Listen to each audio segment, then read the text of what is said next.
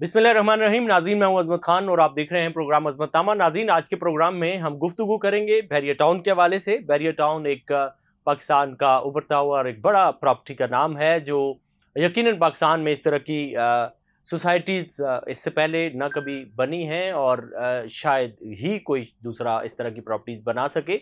DHA ने भी कोशिश की है, लेकिन वो वाला मयार, वो वाली चीज़ें DHA भी नहीं कर सका है। अब इन दिनों पाकिस्तान में बैरिया टाउन और खुसूसन मलिक रियाज हुसैन के हवाले से काफ़ी सूरत हाल गंभीर है, उनके गिर्द घेरा तंग है। हर इदारा जो पहले उनके सामने जा कर के हाथ फैलाता था और उनके मदसराई करने के लिए तैयार रहता था, वो इदारा भी आजकल बैरिया टाउन के ख़िलाफ़ ना सिर्फ बात कर रहा है बल्कि बैरिया टाउन के ख़िलाफ़ कार्रवाई कर रहा है।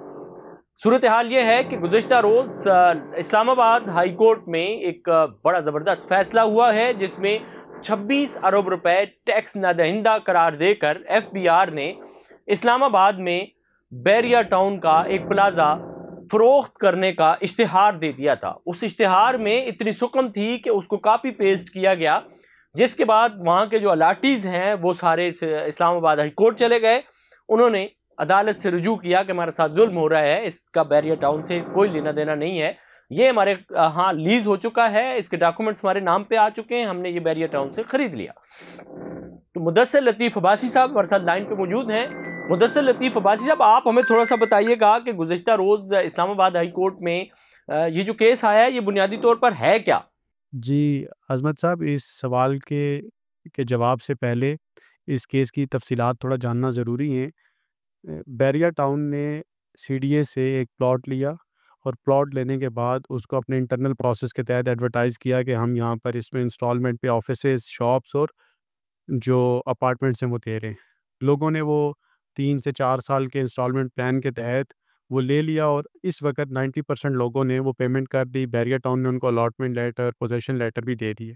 तो आपको पता है कि आजकल बैरिया टाउन के ऊपर थोड़ी सख्ती है, जिस तरह नैब, FIA, बाकी इदारे एक्टिव हुए हुए हैं, तो FBR ने भी एक अखबार इश्तिहार दिया और वो 21 मई 2025 को उन्होंने कहा कि हम बैरिया टाउन ने हमारे 26 अरब 66 करोड़ रुपए देने, तो इस वजह से कर्ज़ जो इनके ऊपर लायबिलिटी है टैक्स की, वो पे ना करने की वजह से हम मॉल ऑफ इस्लामाबाद को ऑक्शन करने जा रहे हैं।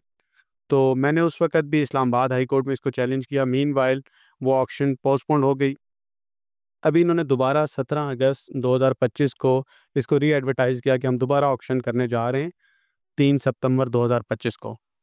तो हमने जो अलॉटीज़ थे वहाँ पर उनकी तरफ से रिट पिटीशंस फ़ाइल की इस्लामाबाद हाई कोर्ट में। वो गुज़श्ता कल 1 सितंबर 2025 को समाअत के लिए division bench Islamabad high court में मुकर्रर थी।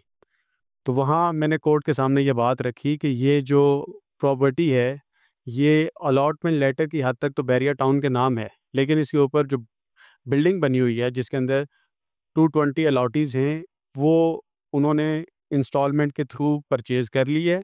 अलॉटमेंट लेटर, पोज़ेशन लेटर और तमाम की तमाम जो ट्रांज़ैक्शंस हैं वो रिकॉर्ड का हिस्सा हैं और वो इस ऑक्शन एडवर्टाइज़मेंट से पहले के रिकॉर्ड पे हैं।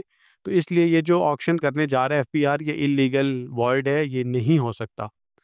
और इस बात को सुप्रीम कोर्ट ऑफ पाकिस्तान ने भी अपने एक फ़ैसले में तय किया है कि जो इंटरनल ट्रांज़ैक्शन है, इंटरनल ट्रांसफ़र है, जो प्राइवेट लिमिटेड कंपनीज़ या कोऑपरेटिव हाउसिंग सोसाइटीज़ करती हैं, वो बिल्कुल वैलिड हैं।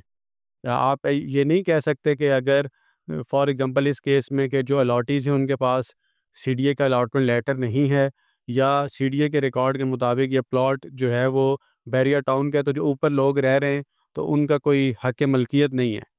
तो इसके ऊपर कल बहुत डिटेल में मैंने कोर्ट को असिस्ट किया। फिर उसके बाद ये बात भी आई कि FBR ने ज़हमत भी नहीं की।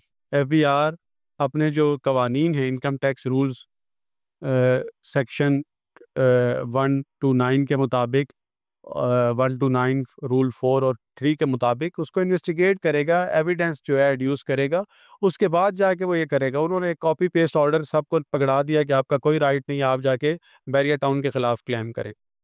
तो इसके ऊपर कल बहुत डिटेल में डिस्कशन हुई। कोर्ट ने FBR के वकील को ये कहा कि आप इसके ऊपर बताएं कि ये किस तरह। तो उन्होंने कहा नहीं, हमारे रिकॉर्ड के मुताबिक तो ये जो है बैरिया टाउन का अलॉटमेंट लेटर है।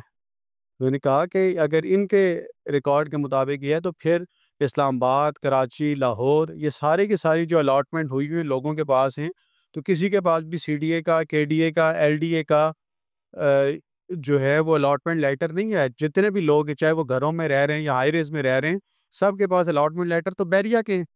तो मीन इसका मतलब यह है कि आप पूरा बैरिया ऑक्शन कर दें। मैंने कोर्ट को ये भी कहा कि आप ऐसा करें, फिर बिलावल हाउस जो है लाहौर का, उसके पास भी जो अलॉटमेंट लेटर है वो भी बैरिया का, तो आप वो ऑक्शन कर दें। ये जो मिडिल क्लास लोग हैं जिन्होंने अपनी सारी ज़िंदगी की हार्ड अर्न मनी जो है उसमें ये इन्होंने दुकानें खरीदी हैं, अपार्टमेंट्स खरीदे हैं, तो आप इसको क्यों ऑक्शन कर रहे हैं? तो खैर उनके पास इन सवालात के कोई जवाबात नहीं थे। और फिर जो इनकम टैक्स रूल्स हैं, इनकम टैक्स ऑर्डिनेंस है, उसकी भी शेयर वायलेशन की गई। तो कोर्ट के एफबीआर के जो वकील थे उन्होंने कहा कि हमें 1 दिन का टाइम दिया जाए। तो उसके ऊपर फिर एफबीआर के वकील और आज उनके डीसी साहब भी थे, तो उस पे उन्होंने कहा नहीं जी हम ऑक्शन नहीं करते, हम अपना जो प्रोक्लेमेशन है उसको विड्रॉ करते हैं। तो वो अल्हम्दुलिल्लाह एक बड़ा रिलीफ मिला। अब आपका सवाल ये था कि क्या ये जो पूरे पाकिस्तान में जो ऑक्शंस हो रही हैं बैरिया के खिलाफ सबका इम्प्लीमेंट होगा? नहीं, सबका इम्प्लीमेंट तो नहीं होगा। ये तो to the extent of mall of Islamabad है। ये उसकी हद तक होगा कि मॉल ऑफ इस्लामाबाद में जितने भी 220 अलॉटीज़ हैं वो इस हवाले से बेफिक्र हो जाएँ कि ये जो एडवर्टाइजमेंट उन्होंने की थी 17 अगस्त 2025 को, अब इसके तहत कल 3 सितंबर 2025 को जो है वो ऑक्शन नहीं हो रही। तो इसलिए इस हद तक इम्प्लीमेंट होगा। हाँ, जहाँ पर इस तरह के और मामलात हैं, फॉर एग्ज़ाम्पल लोगों की जो प्रॉपर्टीज़ हैं, तो इसको केस को एक प्रेसिडेंट बना के वहाँ पे लोग कोर्ट्स में जा सकते हैं, जो कंसर्न्ड हाई कोर्ट होंगी उनमें जा सकते हैं कि ये हमारा इंटरनल मामला है। हाँ, जो मलिक रियाज़ की या बैरिया टाउन की जो प्रॉपर्टी है जिसके वो जो उन्होंने आगे फ़रोख्त नहीं की, जहाँ पे थर्ड पार्टी राइट इवॉल्व नहीं हुए, तो वो वहाँ पे तो जो है एफबीआर है, नैब है, वो उसको ऑक्शन कर दे, हमें कोई एतराज़ नहीं है। लेकिन आप लोगों की प्रॉपर्टी जहाँ पर थर्ड पार्टी राइट इवॉल्व हो गए, आप उसको ऑक्शन नहीं कर सकते। मुदस्सिर लतीफ़ अब्बासी साहब, साथ ही ये भी बताइएगा कि ये जो बैरिया टाउन है या फिर उसके अलावा एफबीआर है, फेडरल बोर्ड ऑफ रेवेन्यू, इनको अचानक से कैसे ख्याल आ गया कि बैरिया टाउन जो है वो इतने अरब रुपए का टैक्स नाजायंदा है? क्या इससे पहले इनको नज़र नहीं आ रहा था? फिर दूसरा ये बताइएगा कि इसकी जो कानूनी सूरत हाल है वो क्या है? मतलब ये कितना इन्होंने मजबूत इसके खिलाफ केस बनाया एफबीआर ने? अच्छा सर, इसमें बेसिकली 16 जो है वो अलॉटीज़ कोर्ट में गए थे, जिनमें से 14 को मैं रिप्रेज़ेंट कर रहा था और 2 इंडिविजुअल्स गए हुए थे वहाँ पे। अब बाकी लोग नहीं गए, लेकिन उनको भी ये रिलीफ मिल जाएगा ऑब्वियसली। जहाँ तक ये बात है कि एफबीआर आप क्या करेगा, एफबीआर की ये जो सारी की सारी प्रोसीडिंग उसने की है, देखिए एफबीआर जो अखबार में इश्तिहार देता है वो मेरे और आपके पैसों से, टैक्स मनी से देता है। जो मई से लेके ऑनवर्ड आज तक वो कर रहे हैं, जो सारी उन्होंने एक्सरसाइज की है, ये बदनीयती पे मबनी है। साफ नज़र आ रहा है कि इसमें रूल 1 टू 9 सब रूल 3 4 के तहत आपको इन्वेस्टिगेट करना है। आपने क्या इन्वेस्टिगेशन की है? आपने सीडीए से तो जाके ये पता कर लिया है कि ये प्लॉट किसका है। आप बैरिया टाउन से पूछते ना कि कितने लोगों ने आपसे अपार्टमेंट, हाई रेज और ये सारी चीज़ें ली और कितने लोगों ने नहीं ली। आपने तो वो ज़हमत करने की कोशिश नहीं की।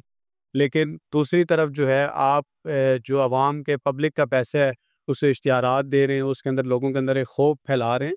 तो एक तरफ तो हमारी हुकूमत ये कोशिश कर रही है कि एसआईएफसी के तहत जो ओवरसीज़ पाकिस्तानी हैं वो पाकिस्तान के अंदर इन्वेस्टमेंट करें, और दूसरी तरफ ये हालत है कि लोगों की प्रॉपर्टीज़ लोग रात को आराम करते हैं, सुबह उठते हैं तो अखबार में इश्तिहार आया होता है कि उनकी प्रॉपर्टीज़ को जो है ना ऑक्शन किया जा रहा है। तो इसलिए एफबीआर का ये बदनीयती पर मबनी था। हाँ, अगर उन्होंने बैरिया टाउन या मलिक रियाज के ख़िलाफ़ किसी भी किस्म का वो ये समझते हैं कि कोई लाइबिलिटी ड्यू है, वो टैक्स डिफ़ॉल्टर हैं, तो जो मलिक रियाज की या बैरिया टाउन की जो अपनी प्रॉपर्टीज़ हैं, आप उनको ऑक्शन करें, उस पे तो किसी को कोई एतराज़ नहीं है। लेकिन आम जो लोग हैं, जो अलॉटीज़ हैं, जिनका कोई मलिक रियाज से या बैरिया टाउन से कोई कंसर्न नहीं, आप उनकी प्रॉपर्टीज़ कानूनी तौर पे कैसे ऑक्शन कर सकते हैं? तो ये तो एफबीआर के जो अफ़सरान हैं, उनको सोचना चाहिए कि हमें कम से कम कोई कदम उठाने से पहले वो कदम कानूनी तौर पे तो होना चाहिए ना। एफबीआर को ऑक्शन करने की कवानीन के मुताबिक बिल्कुल इजाज़त है उन लोगों की ये प्रॉपर्टीज़ जो उनके जिन्होंने जिनके ऊपर लाइबिलिटीज़ हो, जिन्होंने कर्ज़ा देना हो। जिन्होंने टैक्स देना हो, सॉरी। लेकिन अब मसला ये है कि एफबीआर भी तो कवानीन का पाबंद है ना। जब कॉन्स्टिट्यूशन ऑफ पाकिस्तान ये कहता है कि वो शहरियों की प्रॉपर्टीज़ का तहफ़्फ़ुज़ का ज़ामिन है, ये बुनियादी एक फंडामेंटल राइट है, तो उसके ख़िलाफ़ एफबीआर तो नहीं जा सकता कि एफबीआर बियॉन्ड कॉन्स्टिट्यूशन जाके और किसी भी कवानीन को जो है वो मलूज़ ख़ातिर रखे बगैर बालाए ताक हर चीज़ के जाके लोगों की प्रॉपर्टीज़ बेचना शुरू कर दे। ऐसा नहीं हो सकता। ये कानून के भी ख़िलाफ़ है, आइन की जो मंशा है उसके भी ख़िलाफ़ है, जो बुनियादी इंसानी हुकूक हैं, जो मेरा और आपकी प्रॉपर्टीज़ की तहफ़्फ़ुज़ की गारंटी दस्तूर पाकिस्तान देता है, उसके भी सरी ख़िलाफ़ है। तो अगर इस तरह वो करता है तो उसकी इस कंडक्ट को भी अल्ट्रा वायरीज़ जो है आइनी अदालत करार दे सकती हैं। मुदस्सिर लतीफ़ अब्बासी साहब, साथ ही ये भी हमारे नाज़रीन को बता दीजिएगा कि टोटल कितने आप लोग थे जिन्होंने ये केस किया है, या फिर इसका जो आने वाले दिनों में इसका बैरियर टाउन पर इम्पैक्ट पड़ेगा, या इस केस पर इम्पैक्ट पड़ेगा, या जो टैक्स की सूरत हाल इन्होंने लिखी है कितने अरब रुपए। तो ये चलो, ये वाला तो इस्लामाबाद मॉल जो है ये तो चलो बचत हो गई लोगों की, के लोगों की ज़ाती प्रॉपर्टीज़ थी जिन्होंने बैरियर टाउन से ले लिया था, बैरियर टाउन को अदायगियाँ भी कर दी हैं और इनके नाम ट्रांसफ़र भी हो चुका है। लेकिन इससे आगे आप क्या देख रहे हैं कि क्या होने जा रहा है? देखें, ये बात तो इस्लामाबाद हाई कोर्ट के मुअज़्ज़िज़ जजेस साहिबान ने कल भी उठाई कि एफबीआर के अफसरान क्या कर रहे हैं। इस तरह जेनेरिक इन नेचर में आप ऑक्शन कैसे कर सकते हैं, किन कवानीन के तहत कर सकते हैं। इसके ऊपर तो कल हमने बहुत तफसील से कोर्ट को असिस्ट भी किया। तो उसके बाद एफबीआर के जो वकील साहब थे उनके पास इसका जवाब नहीं था, उन्होंने आज के लिए इस केस को फिर फिक्स करवाया। कहने का मतलब ये है कि ये मैं समझता हूँ कि इस किस्म के इक़दामात इदारों में बैठे हुए अफसरान को नहीं करने चाहिए कि जब आपके बारे में पहले ही पब्लिक सेंटिमेंट जो है वो दुरुस्त नहीं है, जब पहले ये बात की जा रही है कि एफबीआर जो है वो जो शफ़ाफ़ियत है उसको मलहूज़ ख़ातिर नहीं रखता और वो ज़ातियात की बुनियाद के ऊपर जो है लोगों को नोटिसेस भेजता है, सारा कुछ करता है। तो इस किस्म के जब वाक़यात और इवेंट्स होते हैं तो वो फिर इस चीज़ की रिफ्लेक्शन होती है कि लोगों का जो पब्लिक सेंटिमेंट है वो दुरुस्त है। तो अब ये इस तरह के जब इक़दामात होंगे तो उससे क्या होगा कि लोग इदारों में बैठे हुए अफ़सरान से मज़ीद नालां होंगे और जो हुकूमत का असली हदफ़ होता है कि जो जेन्युइन टैक्स डिफ़ॉल्टर हैं उनको भी फिर इसका एक फ़ायदा उठाते हैं। वो लोगों को कहते हैं कि देखें ये तो इस तरह के इक़दामात उठा रहे हैं। तो मैं ये समझता हूँ कि जो पब्लिक ऑफ़िस होल्डर लोग हैं उनको इस चीज़ का एहसास होना चाहिए कि हमें लोगों के टैक्स से जो है वो तनख्वाहें मिलती हैं।